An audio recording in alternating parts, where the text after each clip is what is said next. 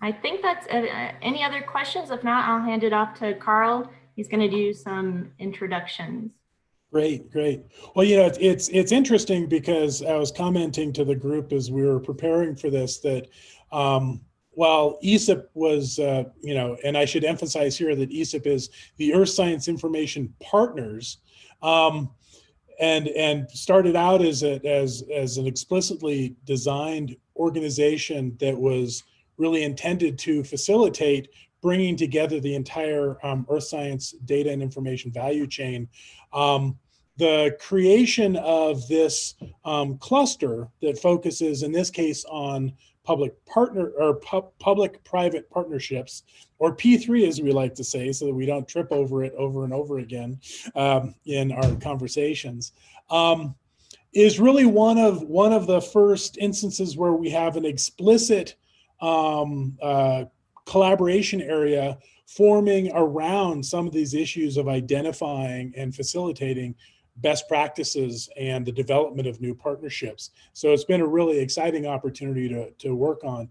And the presentations that we have today are building on the success that we had in our plenary and breakout session at the winter meeting, in which we were able to bring some speakers in, and this was definitely a constraint that we were working with in our plenary session, where we had some great speakers who came in and had little teeny tiny windows of time to actually share their experiences and insights from developing public-private partnerships.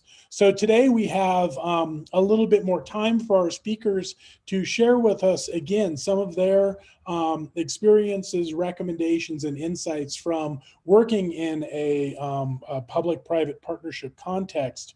And we're absolutely also working hard to make sure that we're able to bring in the perspectives from both sides of those partnerships to really gain a better understanding of the different interests that may come into partnerships, the different benefits that come out of those partnerships, and also the different strategies that ultimately have to converge in the development of effective partnerships. So we have 4 speakers as a part of our breakout session today to set the stage for hopefully some time we'll have at the end of the session to start to tease out what we might start seeing in terms of some productive, if not best practices, as you know, best is a difficult scale to try to achieve, but so that we can start to gain some shared understanding. So our 4 speakers today we have Tim Stryker from the U.S. Geological Survey, and is the chief of the Outreach and Collaboration Branch at the National Land Imaging Program. And I might add that there are more complete biographies included in our document that I encourage you to read, because all of our speakers have really interesting and rich backgrounds that will provide you with some additional great context for understanding where they're coming from and the comments that they're providing in their presentations today. We have Amanda Reagan, head of the PhiLab Invest office, and also serving as the program manager for the new Investment in Industrial Innovation, or InCubed, Earth Observation program at ESA Esrin in Italy. We also have Eva Haas, who is also with InCubed, and she is the project manager for the EO plugin activity as a part of that program. And then we have Anamika Das, who, again, I have to thank you again for staying up or getting up in the early morning to be able to join us from India, who is the Vice President for Professional Geospatial Markets at Geospatial Media and Communications. So with that, I'll ask Tim to kick off our presentations. Thanks very much, Carl. And let me get to the screen sharing here. Can everyone hear me and see me okay? Yep. All right. Thank you, Carl. Pull this up. Can you see the presentation okay, or is it coming up? can see it. All right, let me see. I'm going to try and go to screen. There we go, projector view. Looks great. Right. Perfect. Okay, so thank you very much, Carl. I certainly want to thank Krista Straub and Ned Mulder for organizing this session. If you've never heard of the Fort Collins Science Center in Colorado, it's a USGS center. They do tremendous physical and social science research, and Krista and Ned and others are really doing a lot of work for us in the realm of public-private partnerships and economic benefits of remote sensing data and other areas. And I'd also like to thank Matt Pricer, who's a National Science Foundation graduate student fellow working with our program this summer remotely. He just started, and he's done a tremendous job helping me with this presentation and a number of other outreach and collaboration areas within our program. So I will try to be brief in my remarks because I think the more time we have just for Q&A discussion, the better. I'm really interested in hearing others' perspectives on public-private partnerships and what we can all learn. But I would like to give you a quick overview of our program and some of its priorities and the P3 interests that we have, because we're very interested in seeing what public-private partnerships can do for USGS in the future when it comes to Earth observations and satellite remote sensing land imaging activities. So this is kind of an overview of our program's objectives within USGS. USGS is the nation's civil Earth system science agency, and we do everything from geohazards to climate impacts analysis, a lot of it having to do with land surface and resources.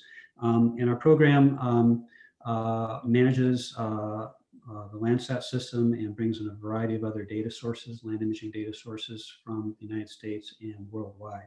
And you can kind of see the 5 objectives we have listed here. I'd like to just kind of go through them briefly. In terms of objective number 1, you can read this for yourself, but I'll tell you a little bit more. You know, I mean, the Landsat program is really the backbone of the work that we do, but we do receive and manage and share a wide range of land imaging data sets through our USGS Earth Resources Observation and Science Center in Sioux Falls, South Dakota.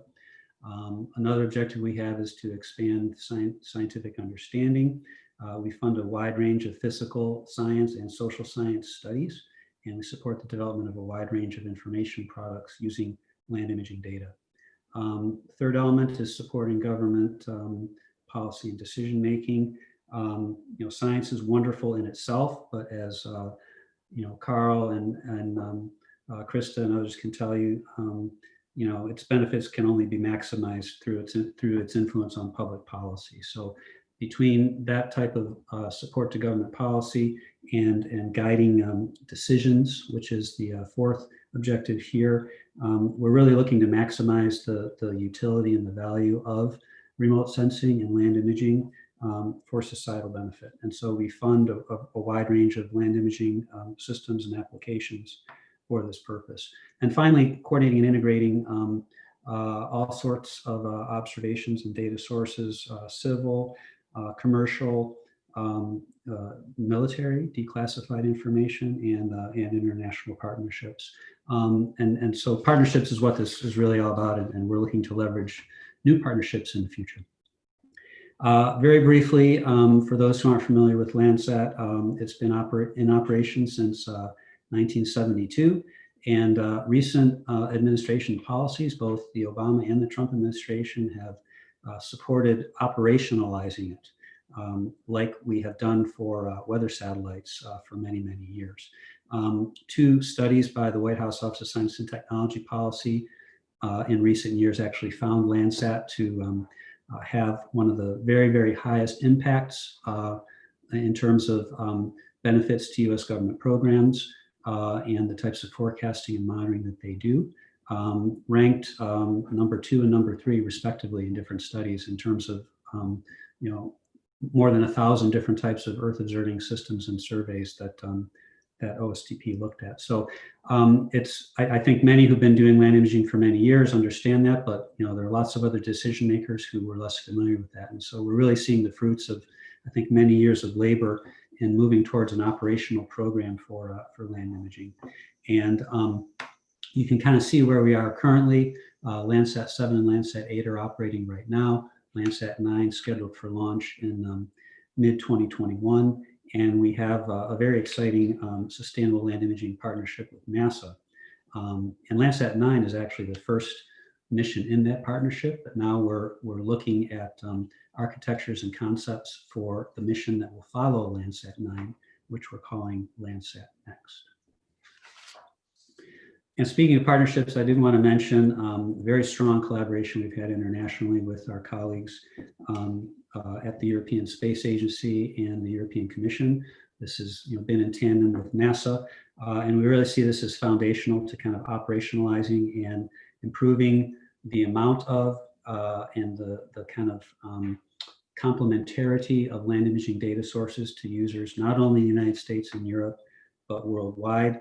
The benefits are really summarized here on this slide in terms of increased coverage, increased efficiencies and reduced costs, greater cross-calibration of satellite instruments even before launch, as opposed to in orbit, which is much more complicated, enhancing data interoperability, as you can kind of see through this series of Landsat and European Sentinel-2 images, and altogether kind of supporting the benefits of these data, not only for the research community, which has used them for many years, but getting these data more into the public services domain and commercial services domain. Now that we have such a tremendous growth in technology with information technology, data science, and applications development. So I'm very glad Amanda will be speaking about what ESA is doing, because our partnership is not only government to government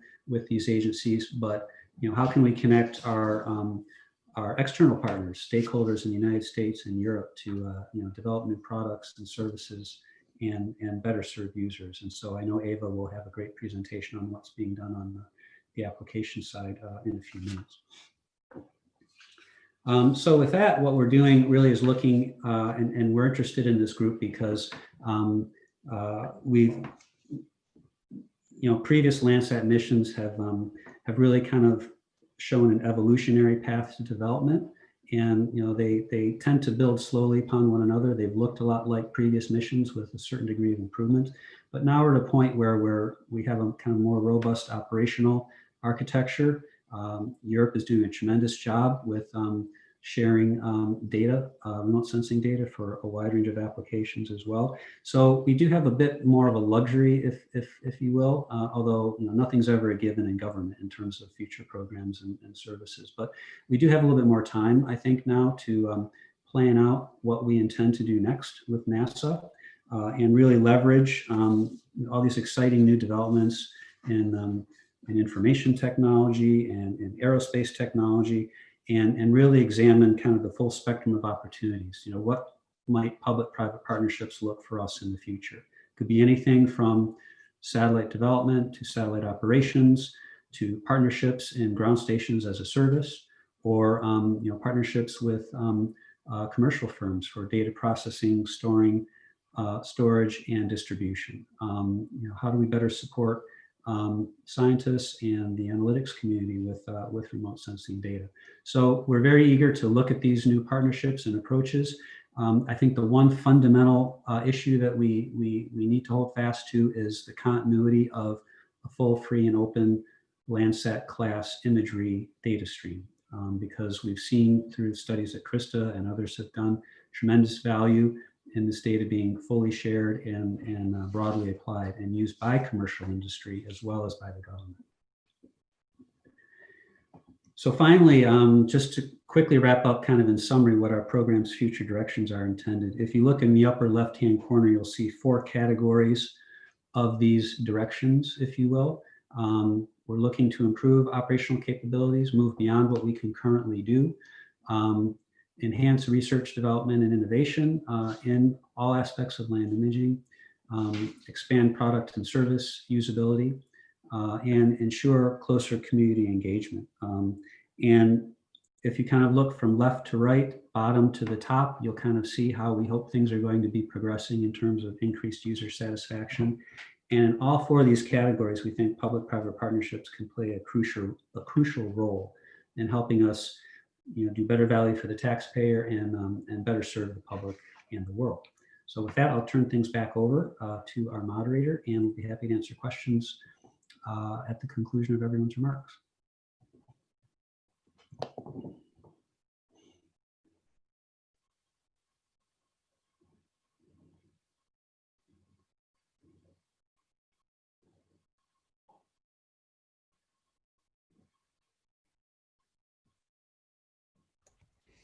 My mute button was hidden. Thank you, Tim, for that. And so this would be a good time to remind folks that in Slido, in addition to the polls, we have a space where you can also provide written questions that we will use during our Q&A after the presentations have finished. So this is a moment or two while we change over to our next speaker. If you have any questions for Tim, you can go ahead and enter those into Slido in the Q&A under the Q&A tab. And with that, I would like to invite Amanda to take the stage and share with us her experience.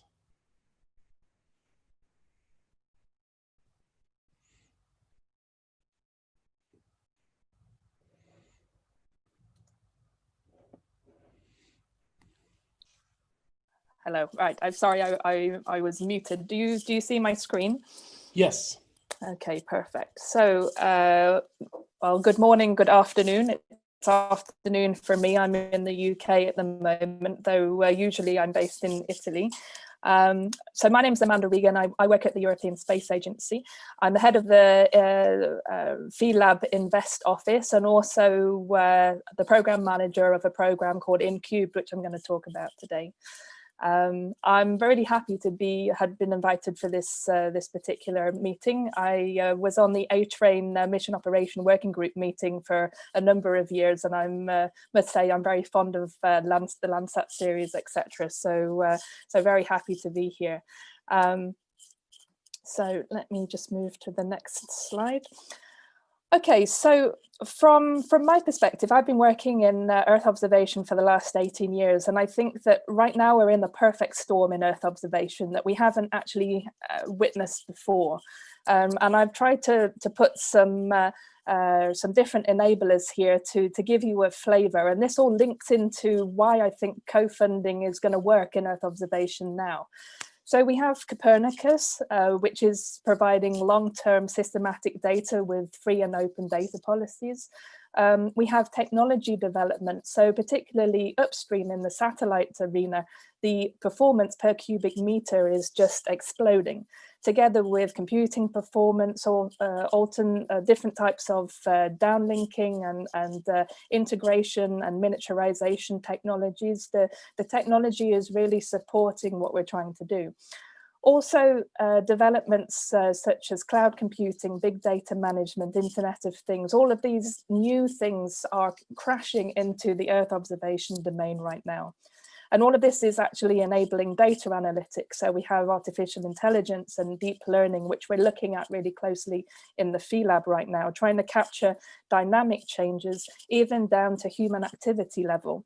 And at the end of the day, we are trying to measure an Earth system. And for that, you need a system of systems to be able to measure that. Coupled to other concepts like cheaper access to space and open data, ecosystems approach, trying to connect things together.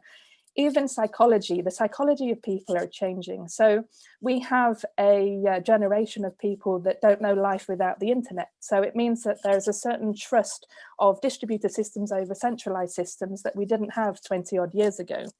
So there's a connected thinking and there's a trust in the crowd which we can leverage. And all of this is actually crashing into the Earth observation domain, bringing in new commercial players, driving a new landscape, bringing in a lot of investment from new sources. There's an economy of scale as well, so it's enabling constellations and multi-point measurement, and even spin-in approaches like minimum viable product, which was traditionally a software industry approach.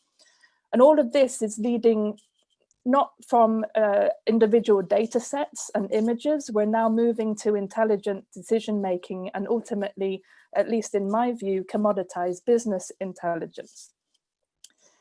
And there's a nice report that was written, this is online, from the European Investment Bank, that describes this new landscape basically in 4 pillars. So first of all, it's a global trend. Secondly, there's more investment. There are a series of technological advances driving this with commercial motivations. And you can see in the global EO market growth that both the upstream and the downstream sector are moving exponentially upwards. And in fact, the annual growth is 6%, and in Europe, it's more than double that. So we can see that there's really something is happening in the Earth observation sector. And in fact, there's just so many more eyes in the sky, so many more satellites than there ever were. From 2007 to 2019, there were over 200 satellites in orbit in the small satellite classification. And from 2018 up to 2025, there's going to be more than 3 times that. So it's really starting to shoot up. So we're really looking at an Internet of Things in space, where everything is connected and networked together. And what does this mean? For co-funded programs, it means that the sector, it has to be growing with a promising return on investment for industry, so that they're willing and also able to match or indeed exceed the public sector funding that is available. So with that in mind, I'm going to explain what InCubed is. So this is the first PPP program that we've started back in 2018 in the European Space Agency Earth Observation Directorate, where I am. And we're actually managed, it's managed by the FEE lab, which is pronounced FEE, F-E-E lab. And what we're doing is really supporting disruptive Earth observation technology development, things like artificial intelligence, machine learning, and also trying to look at commercial approaches, which is my side of the lab. And we're based in Frascati in Italy, and we're always looking for partnerships and working together. So I would be very happy to talk with anyone who's interested in learning more about what we do. So as I said, the InCubed stands for Investing in Industrial Innovation, so it's InCubed. And we're really trying to support the Earth observation commercial sector by developing innovative and also commercially viable services and products based on EO data. We have an end-to-end scope, so we're building satellites and downstream technology, downlinking technologies, as well as EO platforms as well, and everything in between. And our ultimate aim is really to try and de-risk these developments.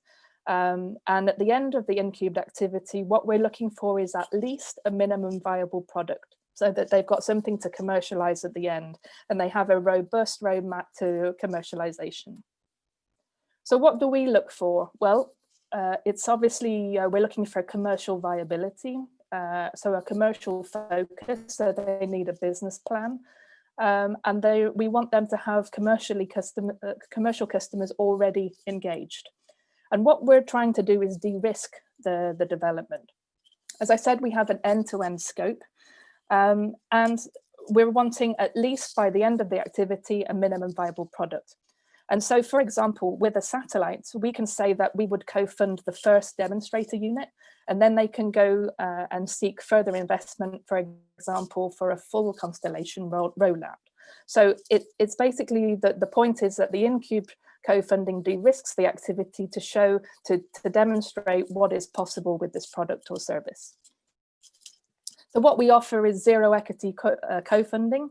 We really provide very specific technical and commercial support for the companies in our pipeline. And we give them access to the European Space Agency facilities, data sets, and our expertise in machine learning, AI, etc. We're building a community of InCubed companies as well. So this is something that, that we offer the companies. So InCubed is like playing multi-dimensional chess. So we have 18 member states that have subscribed to InCubed. The way ESA works is that we have some programs which are mandatory, and then others that are optional, that companies decide whether they will subscribe to programs or not. And InCubed is exactly this. So it's been subscribed by 18 member states. And what happens is the member state, the country, they subscribe to InCubed with a certain amount of money. We have an ESA internal cost, and then the rest is available for industrial contracts. What's also interesting about co-funding is that the role of ESA fundamentally changes. So in a typical ESA procurement, where ESA is funding 100%, ESA writes a statement of work, and industry writes the proposal answering that statement of work, which is usually in an invitation to tender, so it's in competition. So ESA defines the requirements baseline, and there are ESA acceptance reviews, and the deliverables are also defined by the statement of work. Ultimately, in a ESA procurement, in a typical ESA procurement, ESA is the end customer. This is not the case in InCubed. With co-funding, so it means that industry have put money on the table, they've put skin in the game, if you like. In InCubed, there are no statements of work. The industry, they fill out proposal templates, which we have created, and everything is commercially focused. So they have to have engaged commercial customers, they have to have a business plan. There are no ESA acceptance reviews because we are not the end customer anymore. And the deliverables are typically information related to customer information packs or investor data packs. And at the end of the day, in InCubed, ESA becomes a partner. So that transition from being an ENMA to a partner has been something that has been quite an interesting process over the last 2 years. So this is the process. So as I said, we are in a partnership between industry, the national delegations, and ESA. So this is what I call the holy trinity of InCubed.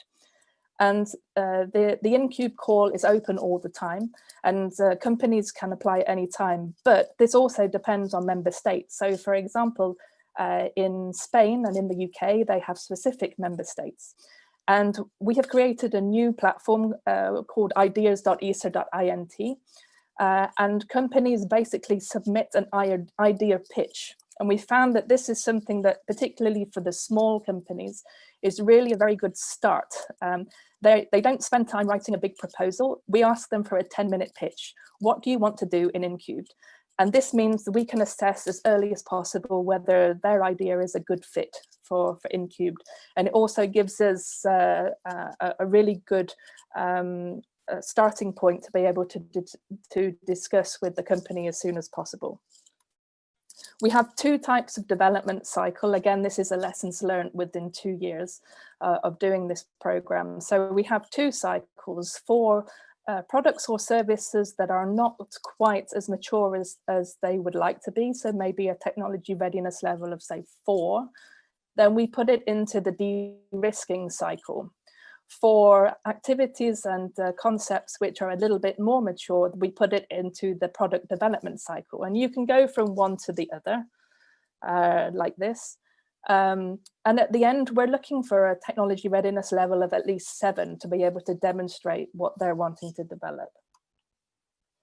So the funding options, the limits are actually set by ESA. So the ceiling co-funding is set by ESA. But the actual co-funding is set on a country by country, a member state by member state level. So for example, if you're a company in the Netherlands or in Ireland, they will fund 50-50. It doesn't matter if you're a large company, a small company, they don't care. Other countries like Germany or like the UK, they will fund large companies at 50%, and small and medium-sized companies, they will support up to 80%. So this helps with the liquidity and the cash flow of the smaller companies.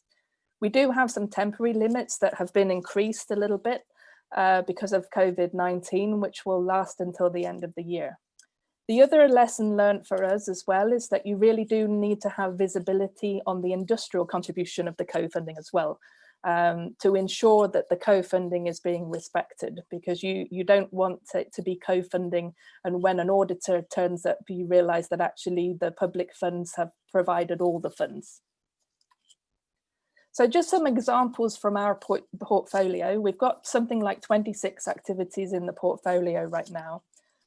So this is the first one, and I'm not going to go into too much detail here because Eva from Geoville is going to be talking about this. But this was our first activity through the pipeline, and this was a great example of just having the right approach.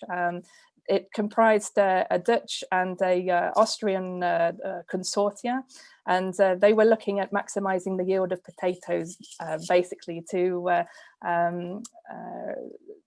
via an EO platform. And what was really cool about it is that they had Dutch potato growing companies already in the consortia. So we've literally just had the final meeting with them, and I'm sure that Eva in the next presentation will give you more details. But it was a really nice example of actual end customers already being in the consortia and already designing a platform which could be used straight away, and it was a very good first activity.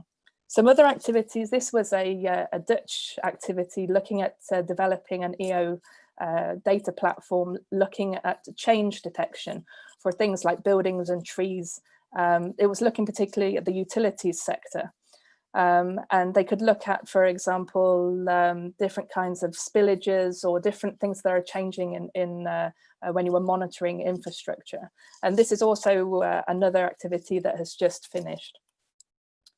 Tim was saying before about mission planning. So we have a Romanian activity here called Mission Planning as a Service. So this company, they basically have put together a software which looks at mission planning as a service, as a lower cost solution for a particular customer. And this is something that is working really well and will be finished pretty soon. For an upstream example, we have something called Mantis, which is the mission and agile nanosatellite for terrestrial images and services. Mantis is basically a demonstration mission. So InCubed is co-funding the first demonstrator activity. This is a high resolution optical small sat with an agile AOCS, and it's looking to serve particularly the energy sector. And what's cool about this particular thing as well is that the orbit is going to be tuned to fly over a particular geography as well. This is an activity that is being run by a UK company. And my final example is Hyperscout 2. So InCubed has co-funded Hyperscout 2, which is a miniaturized hyperspectral and thermal imaging camera. It's also there's also been an AI chip also put on board, and this is going to fly on FESAT-1 or FSS-SCAT, so it has a dual personality. It's been on the launch pad in French Guiana for the last couple of months, and we understand it's going to be launched in August. And you can see some of the applications of this. So in conclusion, from 2 years of running this program, I would say that co-funding, it works if the sector needs to be growing with a promising return on investment so that the industry is willing and able to invest.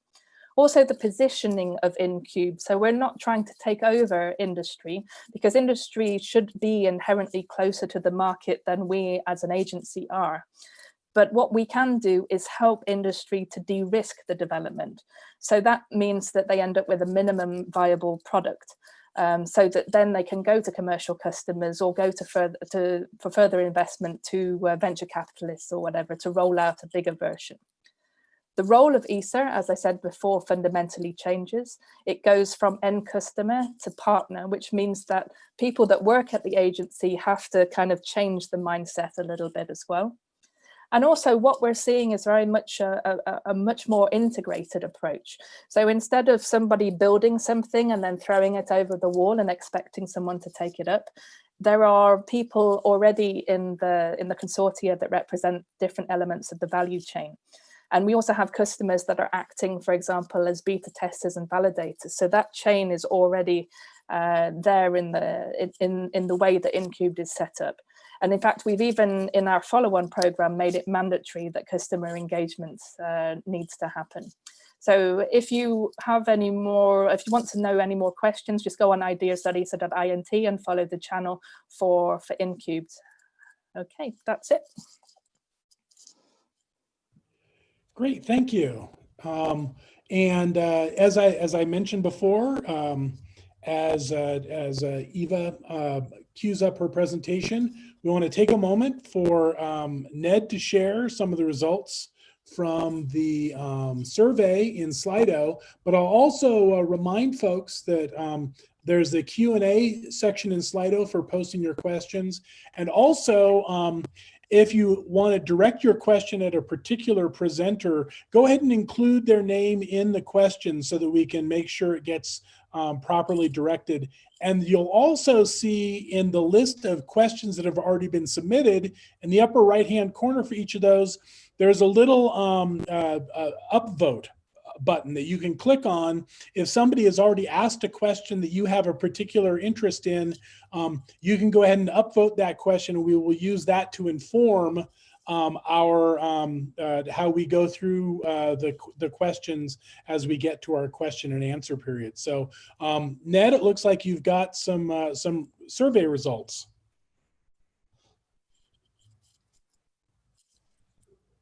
You're on mute, Ned.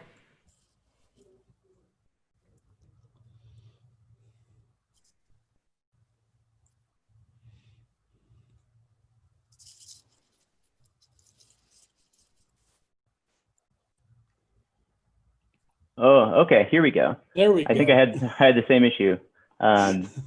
Yeah, it's amazing how many icons there are on the Zoom. So yeah, as you can see, let's see. I'll move this off the screen here. So this is the responses to our first question, just the level of experience that folks have in this session. So it is really interesting, just the split between the top two responses we have. People who are have more than 15 years of experience with public-private partnerships. And the second highest response are those that have less than 1 year. So it really shows the diversity of experience we have here, which is awesome. And I'm glad we have this much of a spread of experience. And so quickly to question 2, the top 2 responses to these models of public-private partnerships that folks have experience with. So the top one is processing, analysis, and value-added services. And the second one is this other category. So again, I mean, that's really great information to have about all the folks who are on this call, just showing that there aren't necessarily 4 boxes that P3s fit in. So I think some of these are really interesting topics to bring forward into future cluster meetings, or if we end up having a discussion at the end of our speaker questions, we have some great information to work with. So with that, I'll stop sharing here and pass it back to Eva, I think is next. Yes, thank you. And just a second to get this up.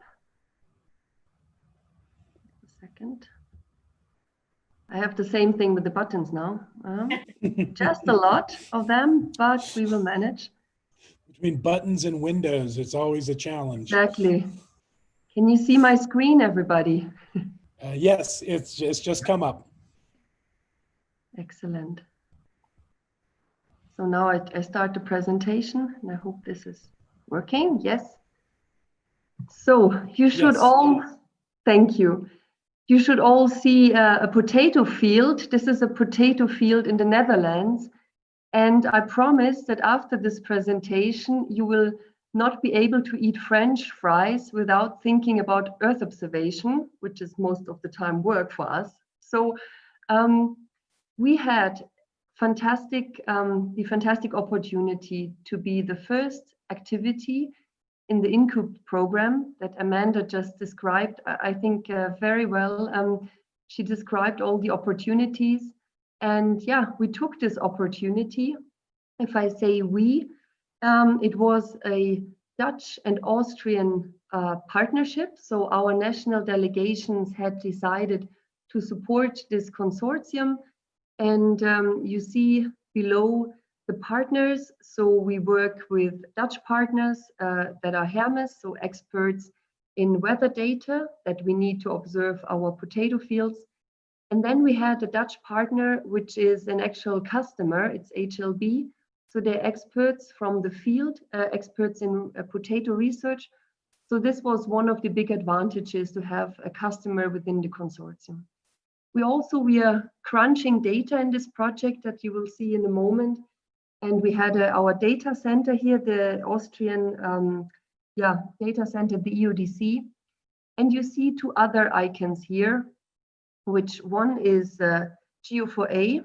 And also this I will explain in a moment, because Geo4A is an actual spin-off. It's a company that was founded by GeoVille, the company that I work for. And this was one of the opportunities that we had, because we had this, the safety net, let's say, that was provided to us by the INCUBE program. And I also have ESA here in the list of partners, because this is a real partnership. And the activity, which I think is a very successful example of this public-private partnership with ESA's INCUBE, is called EO Plug-in. And we are serving the agro-food sector, and in particular, the potato sector in the Netherlands. So if I say we, it's not only me, it's also my colleagues at GeoVille. We are an SME based in Innsbruck in Austria, where I'm also sitting now. We have 22 years of experience. We do research, but we also focus on operational implementations. And we have worked in more than 135 countries with more than 450 implementations. And we also serve various sectors. So I think we are really known in the European and also global topics. And we serve different sectors, as I said. And we realized that within the agriculture sector, there is a real opportunity to go more vertical. And I'm Eva. I'm heading the agriculture department at GeoVille. And I also had the pleasure for the past 2 years to lead this EO plugin activity and work together with Amanda. For us, this has always been more than a project. This has been a real activity. It has been a public-private partnership for a high-risk industrial endeavor. It provided us with the fast development and also the opportunity to enter the market, because this would have taken much longer without this financial support by INCUBE. It's also, and Amanda described it very well, it's a flexible framework, and the performance criteria fit very well the aim of a disruptive market evolution. If you want to bring a product to the market, you do not have time to write endless deliverables. But what we really do is make fantastic websites, information packages, user events, customer events. So we really had the performance measurement that was in place was really fitting the activity. And for the time frame, we had this Austrian and Dutch funding via INCUBE for 2018 and 19. And now we are delivering in 2020 our first commercial services. So why, or let's say, of course, you do not go to a new market without a plan. So this is something that you need to deliver in INCUBE. It's a solid idea, not only technological wise, but also the market that you would like to reach has to be researched. You have to bring a good business plan there. So what we realized is that the Earth observation downstream revenues, they valued already more than 70 million in 2015 in Europe. So that's really a good downstream market. And for the moment, we feel that a lot of the information is provided to public services. We have the European Commission has the Common Agriculture Policy. That's the program to support agriculture in Europe, and also precision farming services. But there is actually, and this was our idea, we wanted to go beyond the farmer, because the farmers already, there are a lot of platforms out there to serve the farmers. But we wanted to go to the value chain elements of the agro-food industry. And this industry sector, so agriculture and food, is according to KPMG, to a study already also quite a while ago, it was already $5 trillion industry. So it seemed like a good market to explore, and especially it's good because you would not believe it, but also this is proven actually that the agriculture food industry is the least digitized of all the major industries. And there's a clear need for innovation. But at the same time, there's also, of course, an access barrier to Earth observation intelligence. So we have all these nice missions there. I'm also a big fan of Landsat, I have to say. In this project, we work mainly with Sentinel-1 and Sentinel-2. But I think also, yeah, the information and let's say wealth of information that is provided is not accessible for these industries. So what we built, basically our, I would say, product or our aim was the EO plugin system. So we do not have only one service. We have many services, but the main thing that we delivered is a system that is a blueprint for providing the opportunity to self-onboard. So whatever platform you use as from the agro-food industry side, you're able to receive ready-to-use business intelligence data streams. And I also say that we are only starting, because this is already a huge market. We are looking at the frozen potato sector, and the numbers that you see here are the total market value only in Europe. So frozen potato sector, we're looking here at the French fries producers, and also the seed potato sector, which yeah, has plays also a very important role. What we did, and I think this is one of the success or why we were successful in the end, we brought immediately the players on board, the European and also the global market leaders that are based in the Netherlands. So I have more information, but not so much time today. But if you're interested, actually the Netherlands are the biggest potato producers and exporters, or one of the biggest next to Belgium actually in Europe. So the past 2 years were really all about potatoes, and our EO plug-in system provides continuous business intelligence data streams for this sector of the agro-food industry. So first of all, I thought maybe I give you a nice overview of all the technological data streams that we're working with. And I thought I'm just bringing over this little bulb guy that travels with me since 2 years now in some presentations we are together. Because this is actually the concept of EO plugin in a very easy way explained.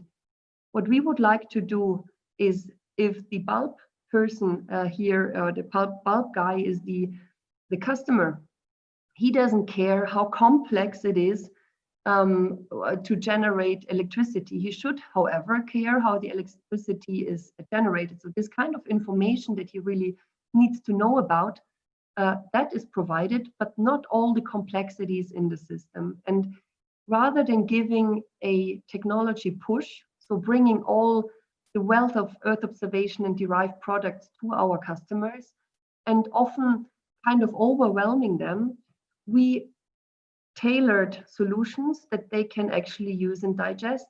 Like here, you plug in and you get the solution that suits you. So this is the ideal.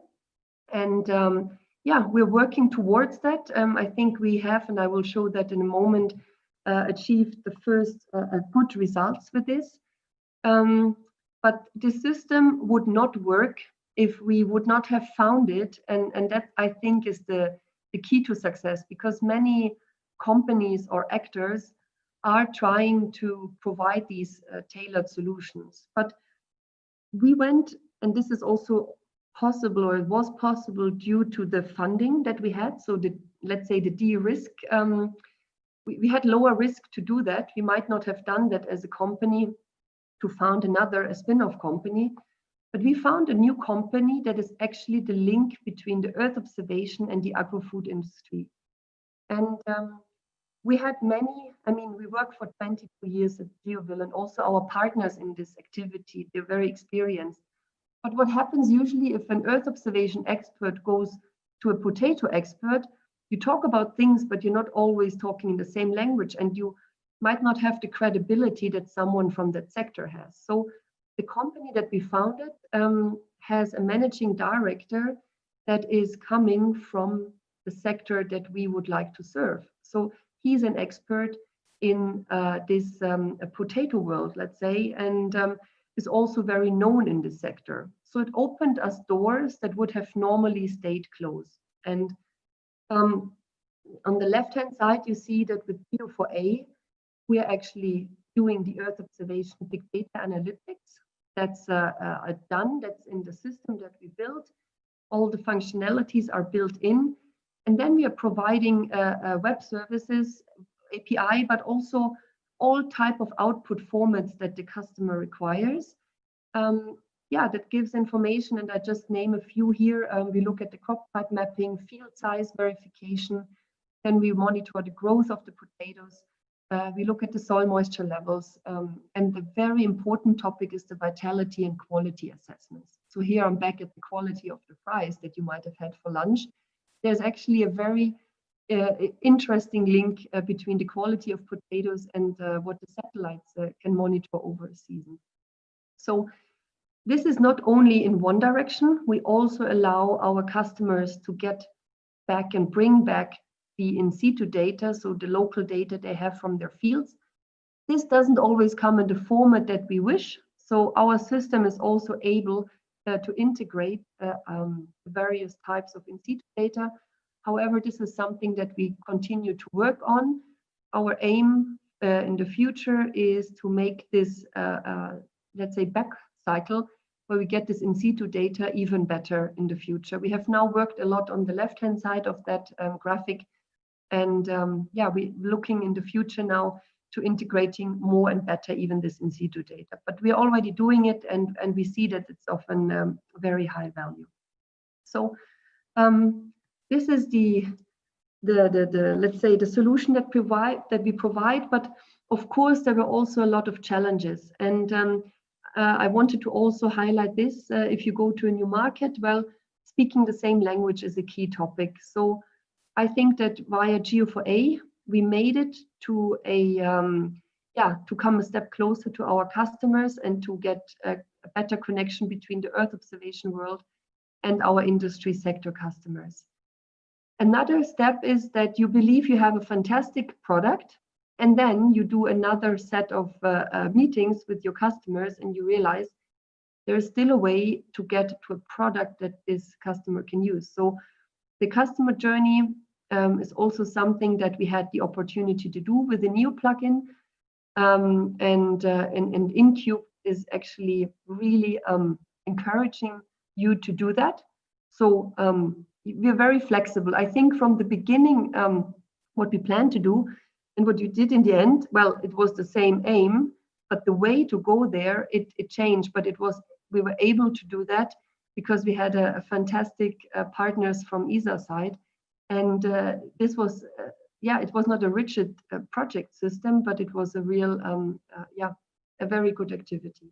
So we realized that we need more, that we expected statistical modeling expertise, for example. So we needed to get experts on board and also, integrate that in our system. So I think we heard before about these technological readiness levels, but we can also, that's a challenge, but we are also adapting this to our customers on the other side. So I think that many of the challenges we could overcome or also find good solutions for that. So what is the added value of this PPP? I think that this co-creation between the Earth observation industry and the application industry, so our customers, was key to success. We had, as I mentioned in the beginning, a customer inside the consortium. So for them, we developed an exclusive solution. We looked here into particular into potato health monitoring and modeling. They have an app, and now with the help of EO plugin, they are able to improve that app with Earth observation data. So normally someone goes to a potato field, takes a picture, and this system allows them to identify the disease that this potato might have. But at the same time, some diseases, of course, look very similar, but with Earth observation parameters that we could identify and derive, we can help to distinguish better and make this algorithm just better to distinguish the diseases. So that was a very nice success. We also, and I mentioned this also before, we have very interesting customers. They were brought on board by our commercial director of the spin-off company, and they are really engaged. And we believe that the marketing that they give us, we cannot do that marketing as an Earth observation company. But if they're happy, and they are, they're spreading the word, let's say.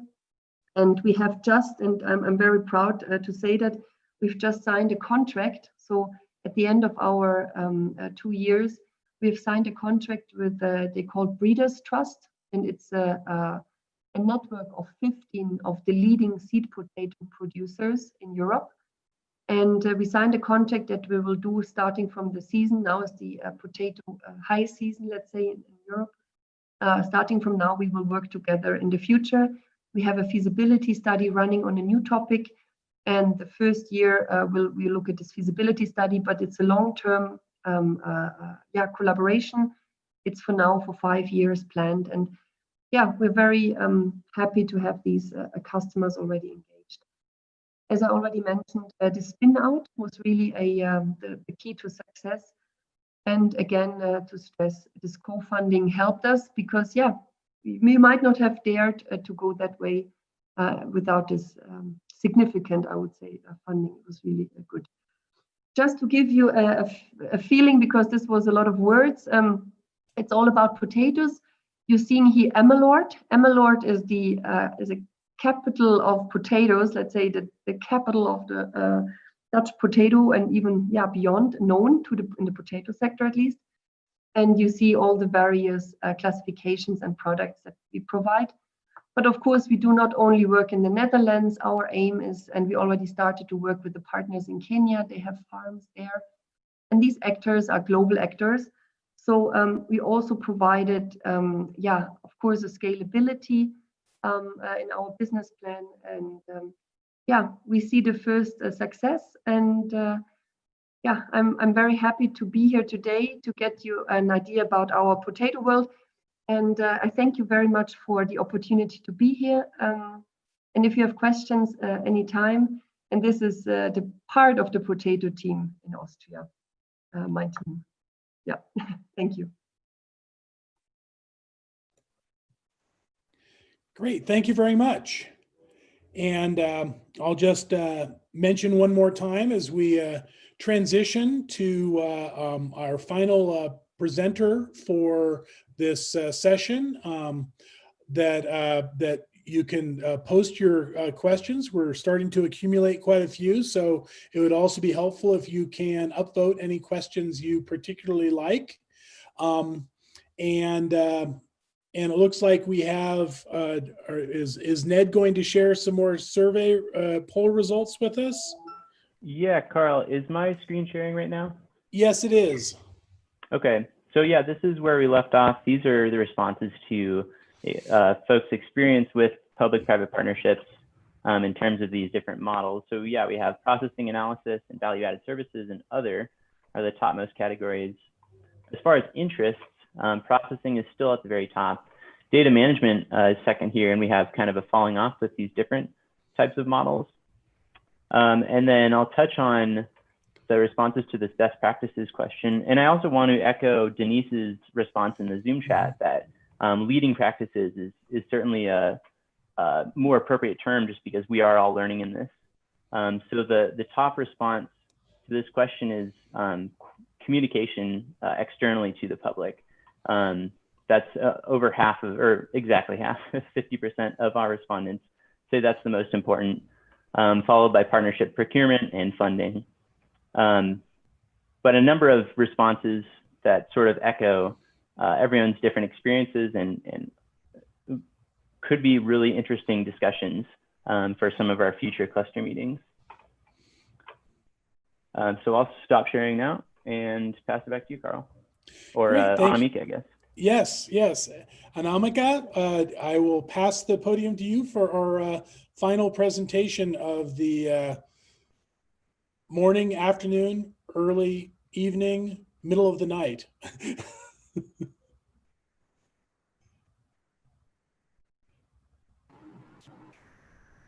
Thanks, Carl. So hope my screen is visible and I'm audible too. Yes, you are. Perfect. So I'll be presenting on the public-private partnership, the evolving geospatial knowledge platform. And my entire presentation is through the lens of a media organization, a market research organization. So I'll be more talking about what the PPP is, how the geospatial industry is, what kind of business models are there in different types of PPPs in geospatial industry.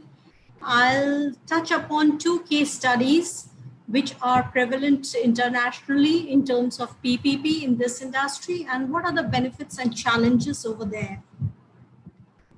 So there are several types of partnerships in which public, private or non-profit partners, they come and engage together. They may be policy partnership, partnership for delivery of public services, capacity building partnership, economic development partnership, and infrastructure partnership. But we need to understand that not all can be categorized as PPP.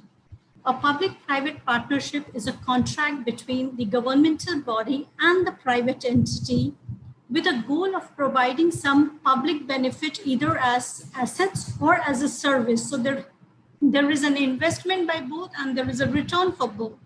So it is typically a long-term and involves large corporations on the private side. And a key element of these contracts is that private party must take on a significant portion of the risk and the return, what they receive for its participation, and depends upon its performance as well. So I was going through the definitions of P3, and there are numerous definitions shared across the international jurisdictions and the industrial sectors. The analysis of the definition, there are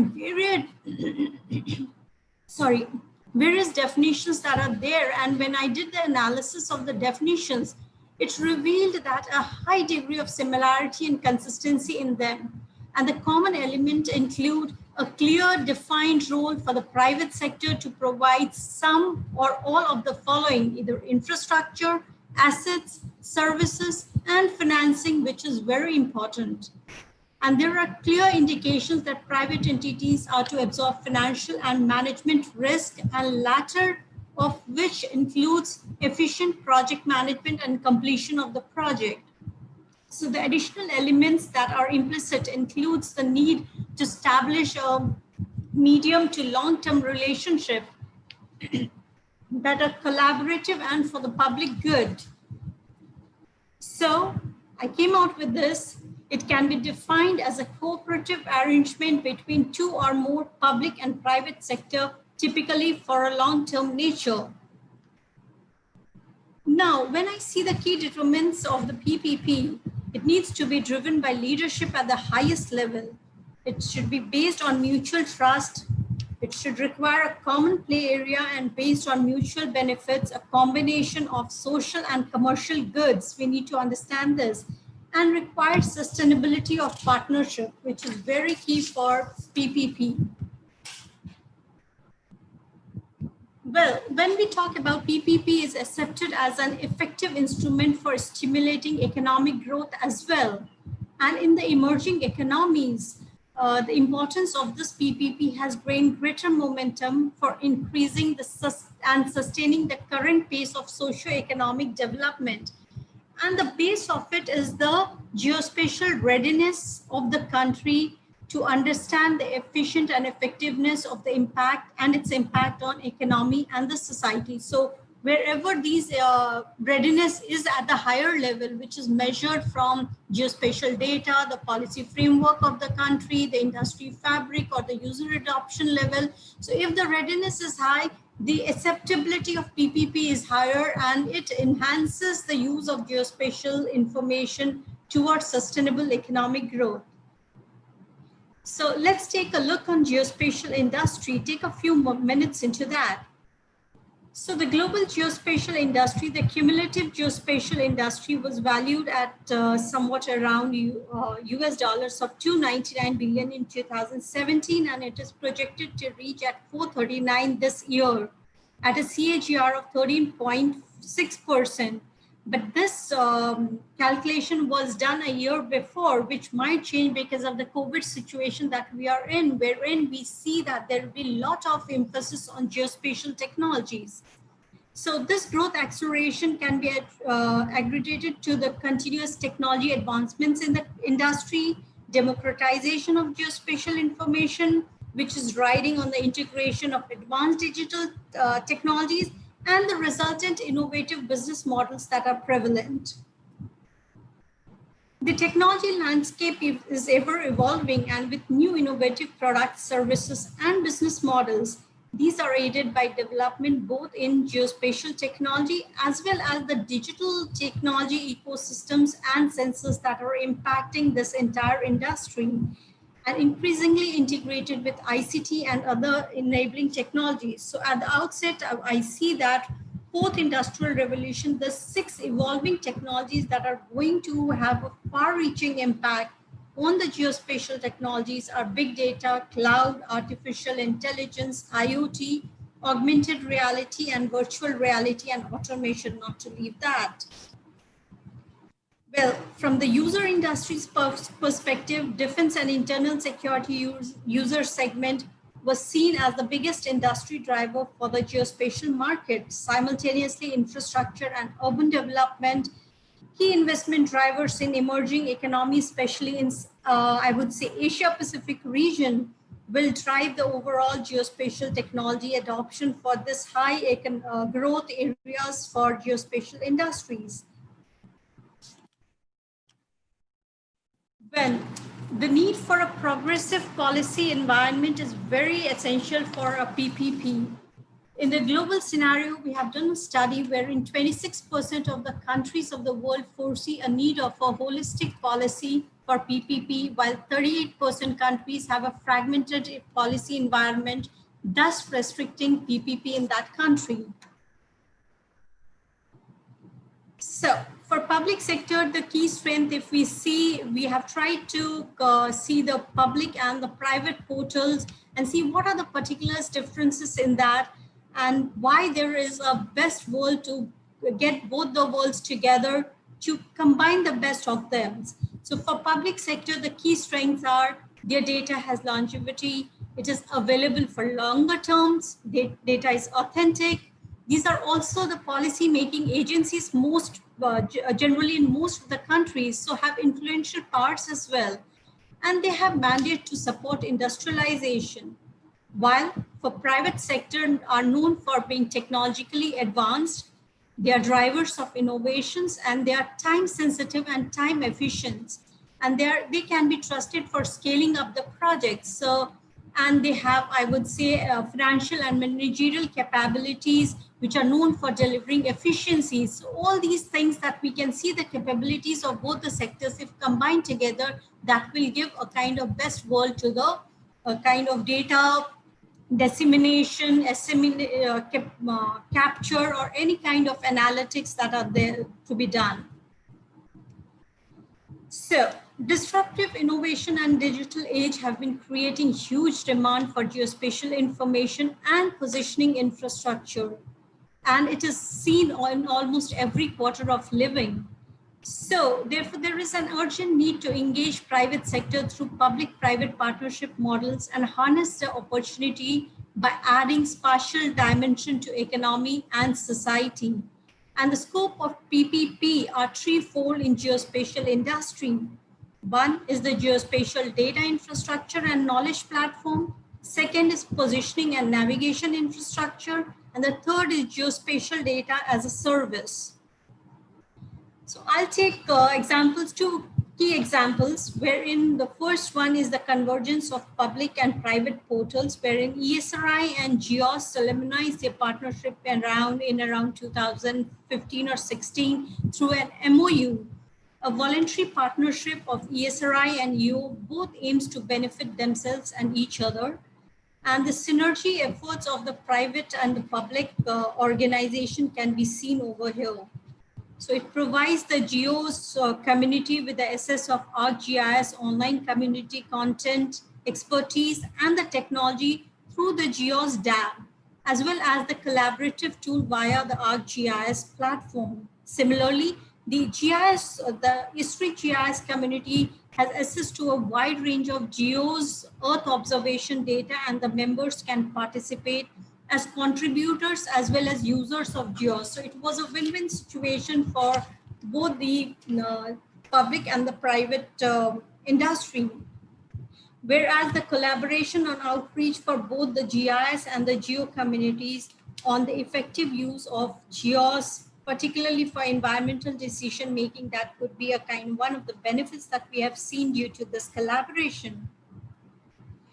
Second case study is about MapMyIndia, wherein MapMyIndia had partnered with the Indian Space Research Organization and Bhuvan to enhance its mapping and navigation technologies.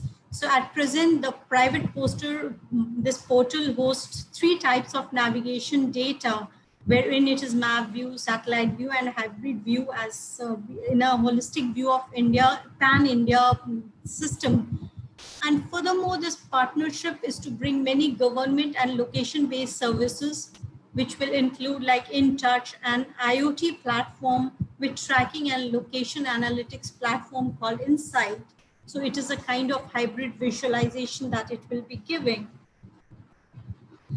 So what we see that there are 4 business models in the geospatial PPP that we have seen through various examples that are currently prevalent worldwide.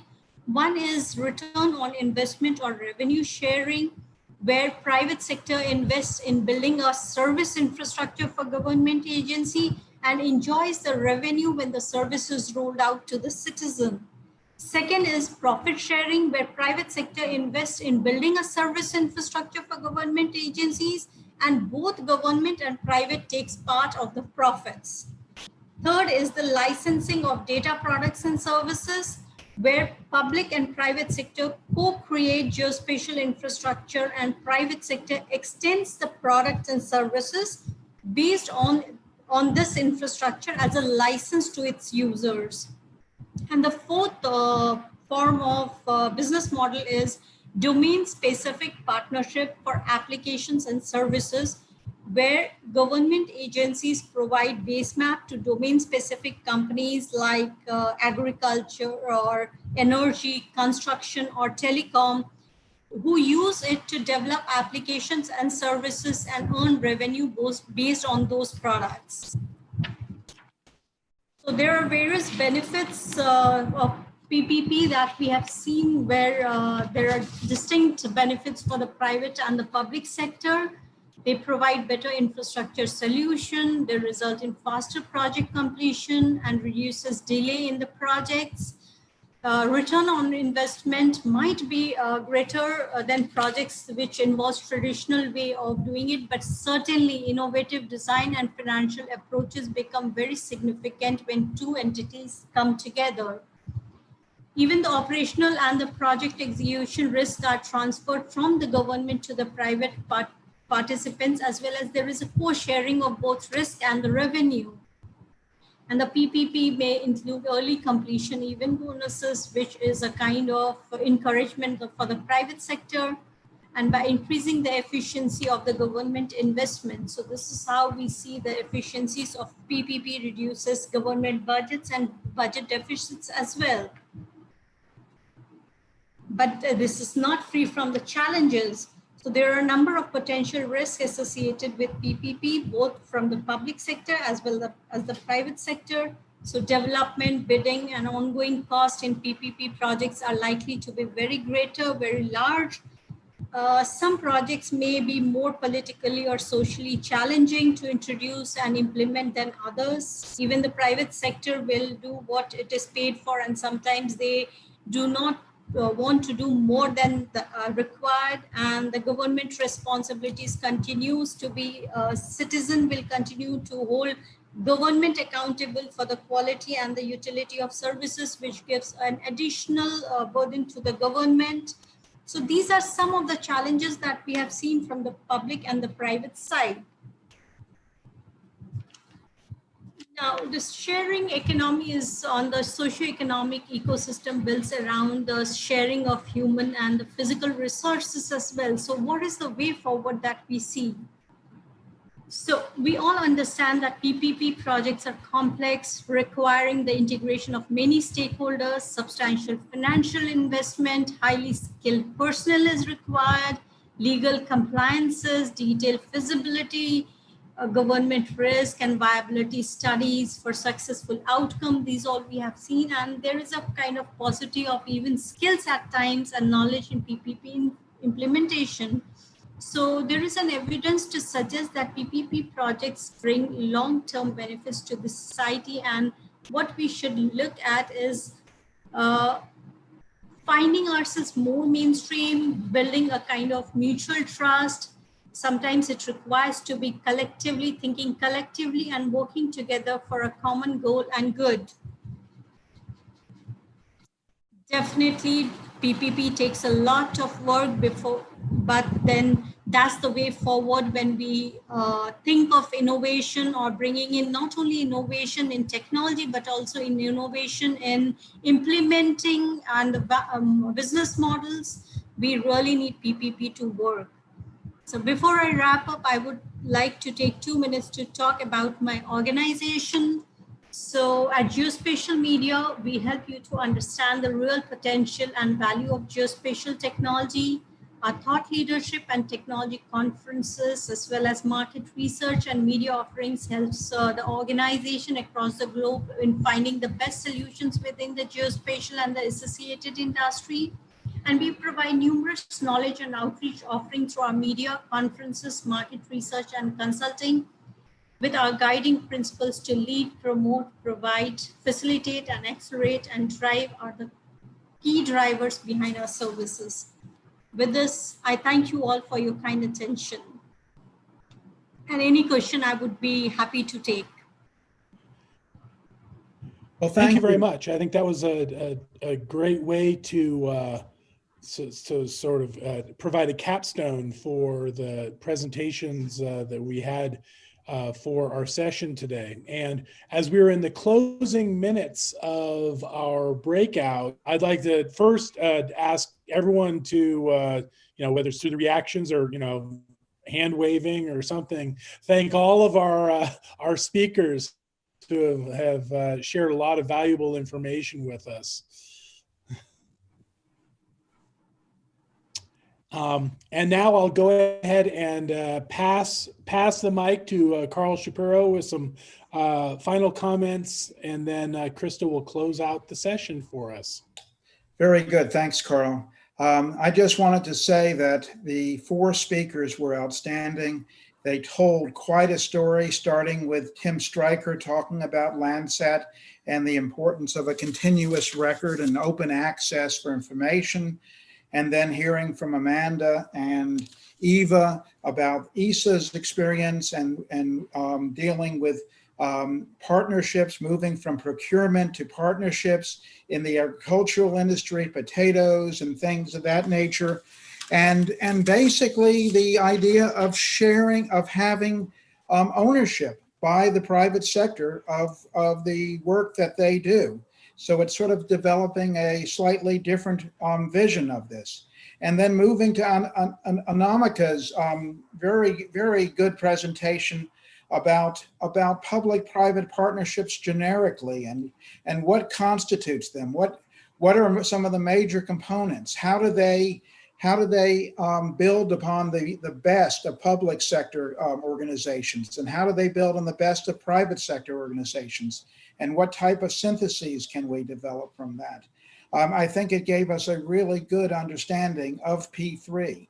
And I do need to say that the number one question we had was, can the speakers talk about a formal definition of public-private partnerships? Anamika, you gave us that, and you did a really great job of that. I don't want to take any more time. We're running near the end of our time, but I did want to ask Ned, I understand you have a word cloud that you can very quickly share with us. And so I'm going to do that. I'm going to turn it over to Ned very quickly, and then Ned will turn it over to Krista for some final words.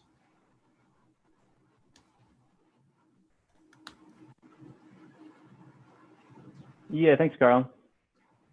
So let's see here.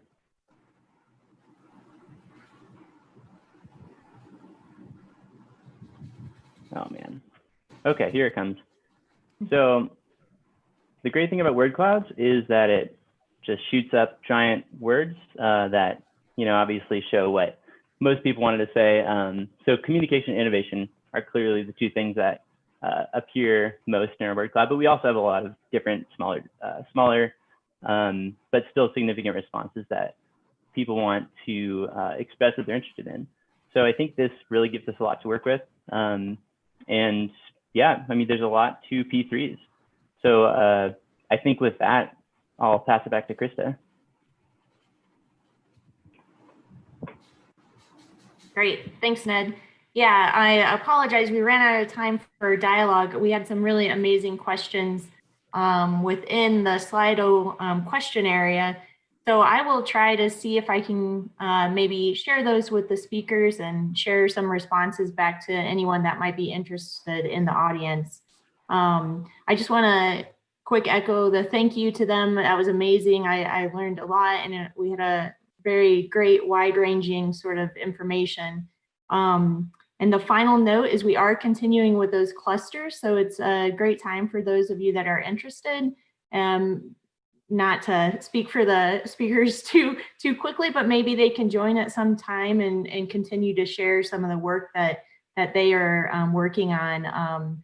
So we can share those sort of opportunities with the group. If anyone's interested, feel free to email me directly or look for our cluster information within the ESIP calendar. So lots of ways to reach out to us, and we will continue to share the cluster progression. And thanks again, everyone. This was great. Thank you so much, Krista. And this room isn't going to shut. So you guys are welcome to stay here and continue informal conversations if you want to. And Krista, we should update this, but I did for the group put a link to the wiki page about public-private partnership and the cluster activities. We'll get a mailing list link on that website ASAP. But thanks, Krista. Great job, everybody. And Carl, you're muted. Yeah. Eric, can I ask, the Google pages that we used here, will those be continued to be available, and would that potentially be a good place for us to post the questions and answers for folks to be able to come back? So we can link those from the Sketch page. I think that might be the best place so that people can, so we'll link the Google Docs page now to your Sketch session page, because these rooms, just like physical rooms, they'll flip tonight for the Wednesday content. So it won't be easy to find your session content tomorrow. But we could put it on Sketch for sure. That sounds like a great idea. That would be great. because then folks can come back to Sketch and look at the questions and the answers that we will compile after the fact, that I think will also logically carry into our discussion in the cluster meeting on the 29th. Oh, Yes. Oh, yeah. Yeah, that's a great idea, Carl. I was trying to figure out how to work the logistics there. So that's perfect. I'll put those links there right now. I can handle that, Krista, so no stress there. Thanks, Erin.